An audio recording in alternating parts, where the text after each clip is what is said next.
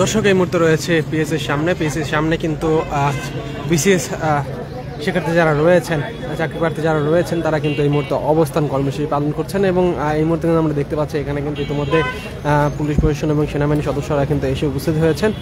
তাদের সাথে শিক্ষার্থীরা কথা বলছেন।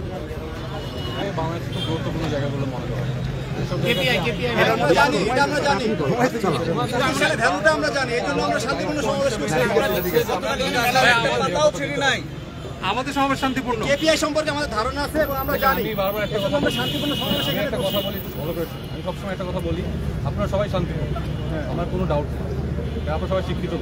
তার মধ্যে দুইজন লোক খারাপ চিন্তা ভাবনা নিয়ে আপনাদের মধ্যে মিশে গিয়ে ঝামেলা করবেন, এটার গ্যারান্টি আপনি দিতে পারবেন না। পারবেন?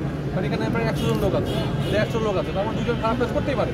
এটা আপনার যতই আমাকে বলেন যে স্যার আমরা সবাই শান্তিপূর্ণ, আমরা কেউ কিছু করবো না, একটা লোক এখানে একটা গ্লাস ভেঙে দিয়ে বললো আমরা শান্তিপূর্ণ চাই না, আপনি যতই তাকে বুঝাতে বুঝবে। সেদিন যে বাংলাদেশের অনেক বিভিন্ন জায়গায় ভাঙচুর হয়েছে, তাহলে তো একই কাজ করছে, সবাই শান্তিপূর্ণ ছিল। দুইজন লোককে খারাপ করছে, পুরো জায়গায় সবার নাম খারাপ হচ্ছে।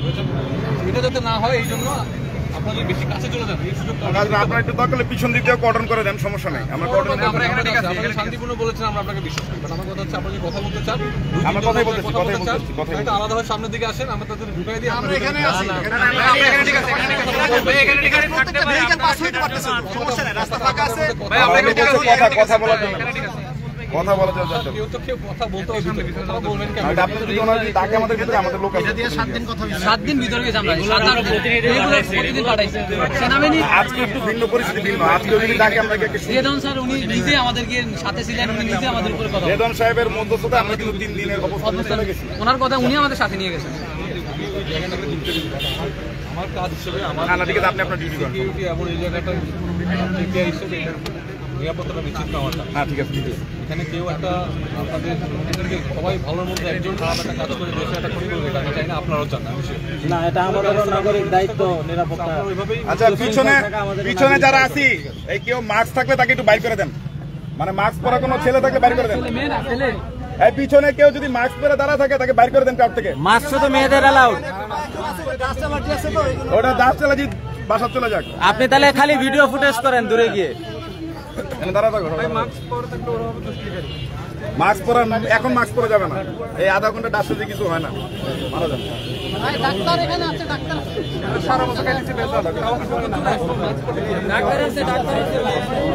দর্শক দেখছেন এই মুহূর্তে এখানে যারা রয়েছেন তাদের সাথে আমরা একটু কথা বলবো এবং জানার চেষ্টা করবো তাদের যে দাবিগুলো রয়েছে সেটা তুলে ধরতে।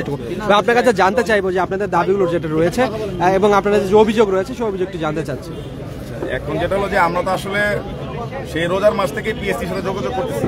রোজার মাসে আমাদের কোনো মুভমেন্ট ছিল না, আমরা মানে অফিসিয়ালি আসছি, কথা বলছি যে আমাদের যে 46তম রিটেনের ডেটটা, এটা যাতে একটা যৌক্তিক সময় দেওয়া হয়। এবং আপনারা জানেন যে 44তম ভাইবা, যে 44তম বিসিএস 2022 থেকে চালু হয়েছে প্রিলিমিনারি পরীক্ষা, এটা এখনো চলমান। এটার ভাইবাটা শেষ করে 46-এর রিটার্নটা নেওয়া হোক, কারণ 44-এর অনেক পরীক্ষার্থী বা 46-এর রিটার্নেও আছে। তো আপনি একটা লোক, তার ভাইবাটা একদম লাস্ট স্টেজ, সে চাকরি সুপারিশপ্রাপ্ত হইল, তো তাকে কেন আবার আপনি 46-এ বসাচ্ছেন? এবং আমাদেরকে যে বলা হচ্ছিল যে তারা কেন্দ্র ম্যানেজ করতে পারবে না, প্রশ্ন লিক হয়ে যেতে পারে যদি প্রশ্ন আগে বেশি দিন করে রাখে। এখন আপনারা নতুন রুটিন দেখেন যে আবশ্যিক বিষয় লিখিত পরীক্ষা নিচ্ছে 8 থেকে 19 মে, আর টেকনিক্যাল সাবজেক্টগুলো পরীক্ষা সেই জুন জুলাই। তাহলে এই একই তো হলো, আপনি যদি জুন জুলাই যদি কেন্দ্র পেয়ে থাকেন, তাহলে আমাদের এই পরীক্ষাগুলো জুন জুলাই নিলে কি সমস্যা ছিল? আপনি গত 8 এপ্রিল যখন আমরা আসি, আমরা এখানে বসি, তখন 44তম বিসিএস এর একটা রুটিন দিছে, একদম ধরেন 16 জুন পর্যন্ত সবার ভাইবা শেষ, সেটার মধ্যে 8 মেতেও ডেট ছিল। ওই রুটিনটাই ফলো করেন, আমাদের 8 মে লিখিত পরীক্ষাটাকে, তারিখটাকে আপনারা রিঅ্যাডজাস্ট করেন। লিখিত পরীক্ষা পিছাইতে বলতেছি না, পরীক্ষার তারিখ রিঅ্যাডজাস্ট করতে বলতেছি। এবং যে যুক্তিগুলো দিচ্ছেন সেন্টার পাবেন না, তাহলে এখন জুন জুলাই সেন্টার কিভাবে পাচ্ছেন, টেকনিক্যালের সেন্টার কিভাবে পাচ্ছেন? তারপর আপনি 10 তারিখ হঠাৎ করে 47তম প্রিলিমিনারি পরীক্ষা পিছিয়ে দিলেন, যেটা আপনি নিজেই ডেট দিচ্ছেন 27শে জুন, ডকুমেন্টেড আছে। সেটা এখন আপনি যে আগস্টে নিয়ে গেলেন, কাদের সাথে আলোচনা করে? ওই সময় কয়টা সেন্টারের সাথে আলোচনা করছেন? ওইখানে তো পরীক্ষার্থী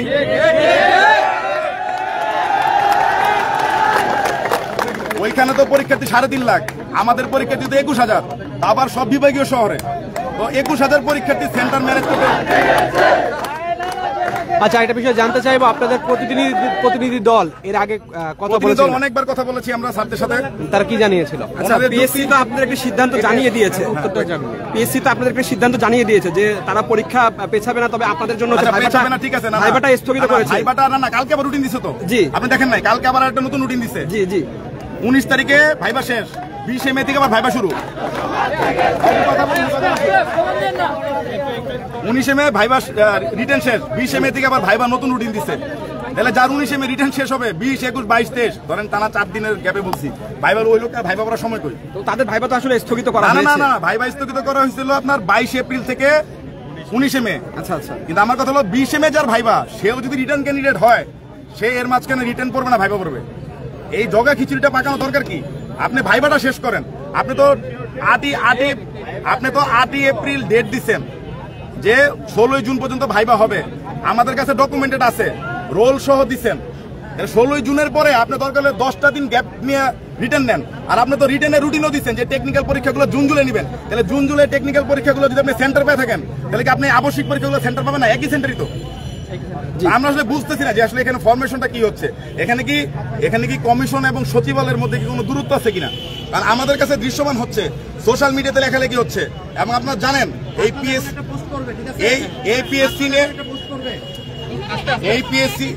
এই পিএসসি নিয়ে চ্যানেল 24 এর সাংবাদিক ইমরান ভাই রিপোর্ট করছে, যেটা পরে সারা দেশ নড়ে চড়ে বসছে। এবং আবেদ আলী নামের একটা লোক যে আছে, এটা মানুষ চিনছে।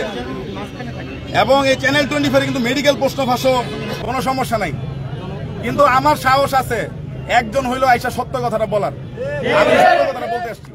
এখন সত্য কথা বলার জন্য যদি আমাকে রাষ্ট্র শাস্তি দেয়, আমি মানতে রাজি আছি, কোনো সমস্যা নেই। যেমনটি তিনি বলছিলেন, এই মুহূর্তে কিন্তু পিএসসির সামনে কিন্তু তারা অবস্থান পালন করছেন। Immigration to Canada.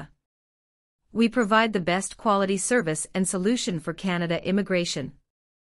Please visit our website and contact for details.